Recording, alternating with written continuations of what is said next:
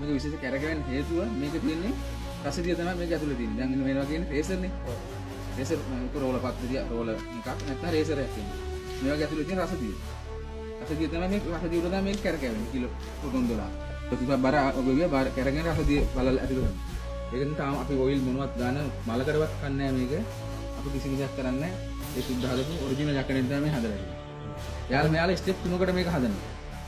මුලින්ම එකක් හදන 1904 ඊට පස්සේ 1910 1918 ස්ටෙප් 3කට හදන්නේ මේ කරකවන්න විතරයිනේ පුළුවන් 35ක් කරන්න බෑ ඒකට මේ පල්ලයක් හැමදාම මේ කවුරු කහයි කියලා දෙන්නේ මෙතනින්ද 26ක් හදන්නේ අර සර්ලන්ගේ හුස් ටවර් එක තියෙන හුස් ටවර් එකේ ඉඳන් නිරීක්ෂණ මැදස්නා එතෙන් දෙනවා රෝලවක් ආපිට සතුරු ආක්ලාවක් වෙනවා නම් එයාලා මෙතෙන්ද කොමියුනිකේෂන් දෙනවා ඒක මෙතනින් තමයි පය කරන්නේ හේතුව මෙතනින් මේකෙන් පය කරගෙන බැරිනොත් ඊළඟෙන් පය කරන්න වෙනවා ඊළඟ ස්ටෙප් 3කට හදලා තියෙන්නේ මේක දැනට